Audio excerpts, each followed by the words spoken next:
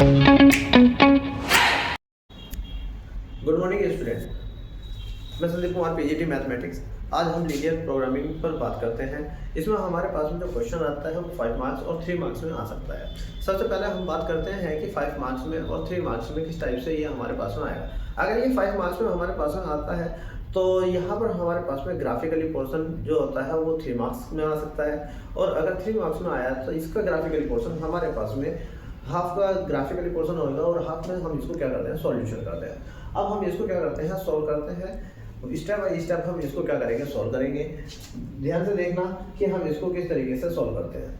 सबसे पहले हमारे पास में जो भी हमारे पास में पॉइंट गिवन होगी, इक्वेशन हमारे पास में 3 इक्वेशन यहाँ पर गिवन है। तो 3 इक्वेशन में सबसे पहले हम इसको क्या करते हैं, इक्वल टू 0 पुट करके चलते हैं। सबसे पहले इक्वेशन फर्स्ट लेकर चलते हैं सॉल्यूशन में। तो यहाँ हमारे पास में x + 3y इक्वल टू हमारे पास में आ जाएगा 60। 1 बाय 1 हम क्या करते हैं, यहाँ पर फर्स्ट x को 0 पुट करेंगे तो y की वैल्यू फाइंड आउट हो जाएगी। y को 0 के इक्वल पुट करेंगे तो x की 0 हमारे पास में फाइंड आउट। तो यहाँ सबसे पहले x = 0 पुट किया तो y हमारे पास में आ जाएगा 20, एंड y = हमने 0 पुट किया तो x = हमारे पास में आ गया 60। अब यहाँ पर हमारे पास में पॉइंट आ गया। फर्स्ट पॉइंट हमारे पास में जो आया है वो हमारे पास में हो गया 60, 20। सिमिलरली हमारे पास में इक्वेशन सेकंड x + y = 10। तो यहाँ पर x = 0, y = 10 हो जाएगा, और y = 0 तो x = 10 हो जाएगा। तो यहाँ पर हमारे पास में पॉइंट सेकंड पॉइंट जो हमारे पास में आ गए वो हो जाएगा हमारे पास में 10, 10। फिर हमारे पास में जो थर्ड इक्वेशन है x <= y, तो यहाँ हमारे पास में आ जाएगा x = y। जब भी हमारे पास में x = y या y = mx आएगा तो ये हमेशा इक्वेशन हमारे पास ओरिजिन से पासेज होकर जाएगी, क्योंकि ये हमारे पास में क्या होती है, आइडेंटिटी इक्वेशन होती है। अब हमारे पास में जो x = y है, इस इक्वेशन ने इक्वेशन फर्स्ट और इक्वेशन सेकंड को इंटरसेक्ट किया होगा।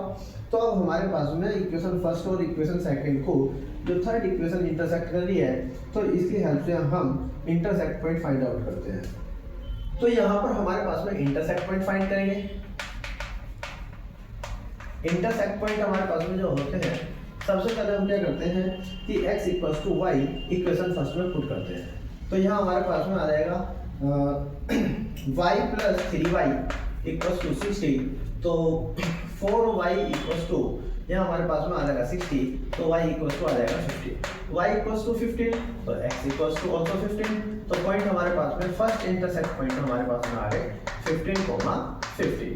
फिर हमारे पास में x + y = 10, इसमें x की वैल्यू पुट कर सकते हैं। तो y + y = 10, तो 2y = 10, तो y = हमारे पास में कितना आ गया, 5। तो x = भी हमारे पास में कितना होगा, 5। तो यहाँ पर हमारे पास में आ जाएंगे पॉइंट 5, 5।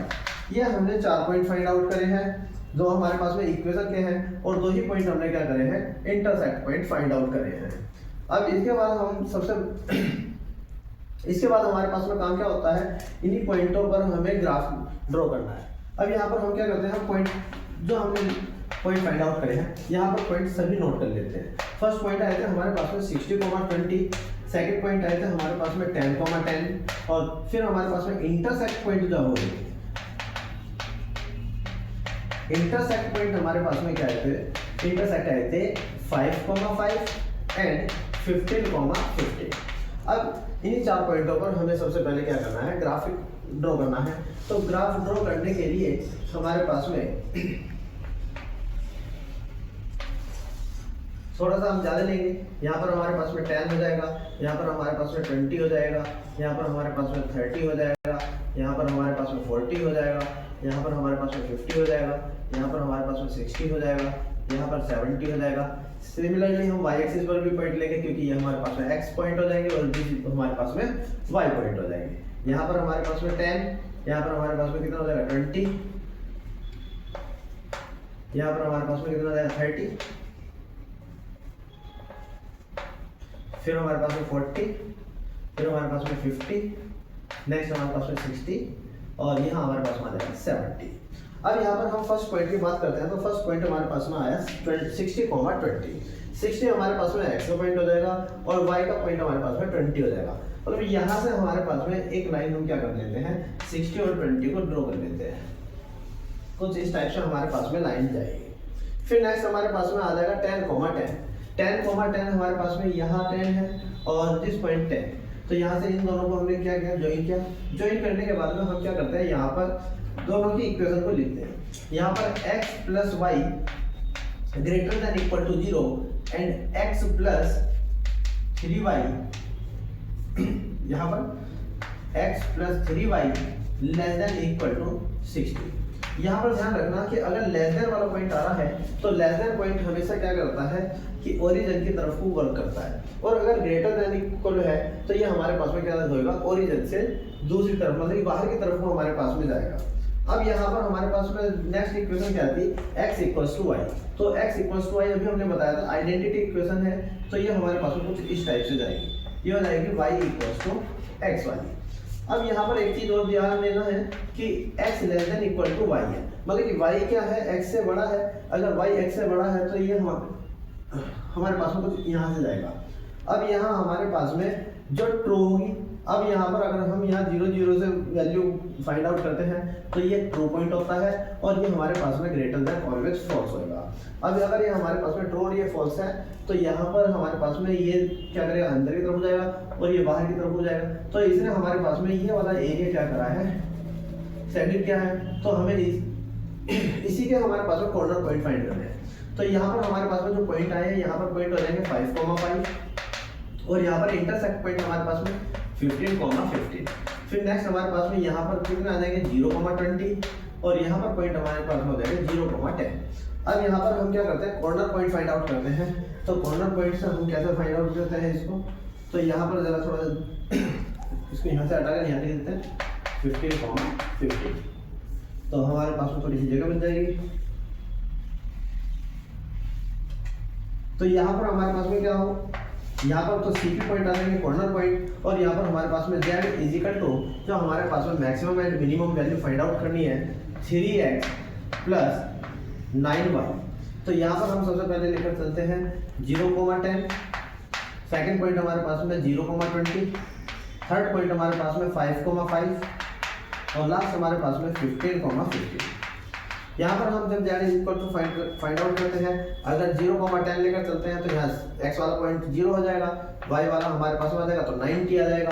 फिर हमारे पास में 0,20 लेकर चलते हैं तो 9 to 18 180 आ जाएगा। 5,5 लेकर चलते हैं तो 15 प्लस 45 तो Z इज इक्वल टू हमारे पास में 60 आ जाएगा। और जब 15 प्लस 15 लेकर चलते हैं तो Z इज इक्वल टू ये भी हमारे पास में कितना आ जाएगा 180 आ जाएगा। तो दो पॉइंटों पर हमारे पास में मैक्सिमम मिल रहा है और यहाँ हमारे पास में कितना आ जाएगा, मिनिमम पॉइंट 60 आ जाएगा। मतलब कि मैक्सिमम हमारे पास में कितना हुआ 180 हुआ एंड मिनिमम हमारे पास में कितना हुआ, ये हमारे पास में 60 हुआ। तो इस तरीके से हम क्या करते हैं, इसको सोल्व करते हैं।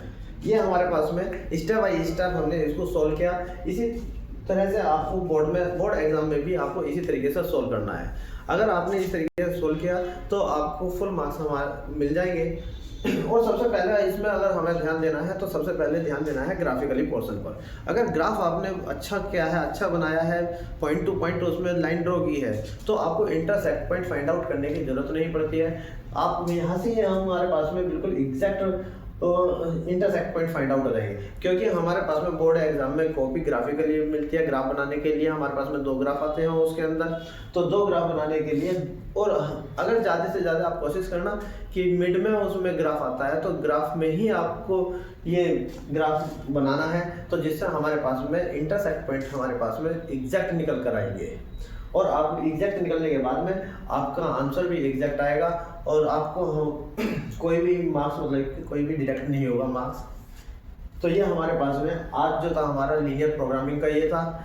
नेक्स्ट वीडियो में भी हम अभी लीनियर प्रोग्रामिंग ही पढ़ाएंगे, क्योंकि इससे आजकल ज़्यादा क्वेश्चन पूछे जा रहे हैं 5 मार्क्स में भी, 3 मार्क्स में भी, और MCQ में भी इसका हमारे पास में आ जाता है, 1 मार्क्स में भी आ जाता है। तो ये अगर हम बात करते हैं लीनियर प्रोग्रामिंग की, तो हमारे पास में 6-7 के अप्रोक्स में हमारे पास में इसमें से आ जाता है।